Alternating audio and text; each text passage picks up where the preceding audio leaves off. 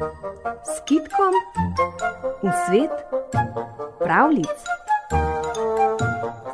Tudi v današnjem torkovem popoldnevu se bomo s kitkom potopili v svet pravljic. Knjižničarka Bernarda Potočnik iz knjižnice Ivana Tavčarja Škofja Loka nam bo danes prebrala perzijsko ljudsko pravljico Mraz in žeja. V daljni Perziji je živel preprost, a plemenit kmet, ki mu je bilo ime Afanti. Bil je bister v svojih domislicah, piker v svojih besedah in velikodušen v dejanjih. Zato so ga ljudje imeli radi in so prihajali k njemu po nasvet in pomoč.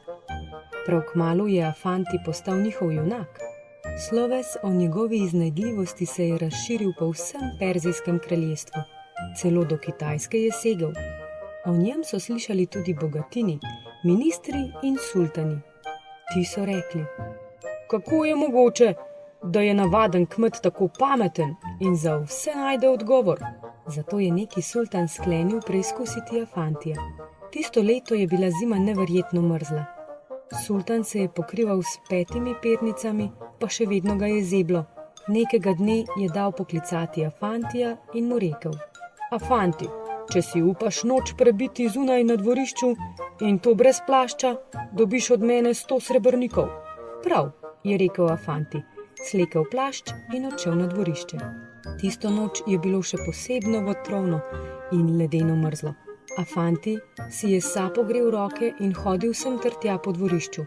V kotu je zagledal velik kamen in se v hipu domislil. Pograbil je kamen in ga začel kotaliti naokrog po dvorišču. Kotalil ga je in kotalil do zore. Prijetno toplo mu je bilo, celo pot mu je kapljal s čela.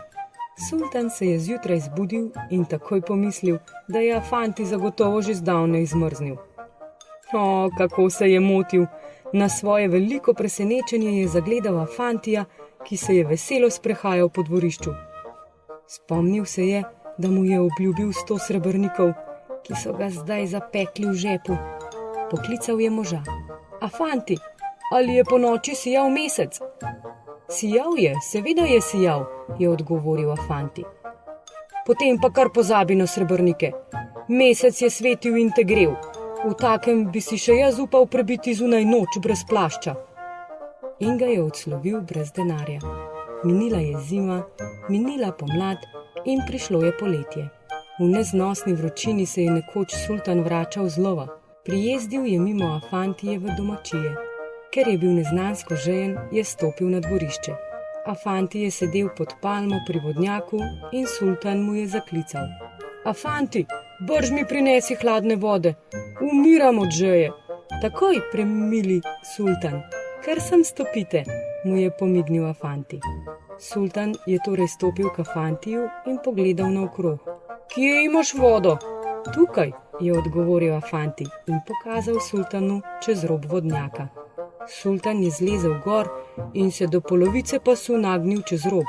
Pogledal je v vodnjak in na dnu videl žuborečo studenčnico. Kaj, poklical si me samo zato, da bom gledal in ne pil? Se je ujezil sultan.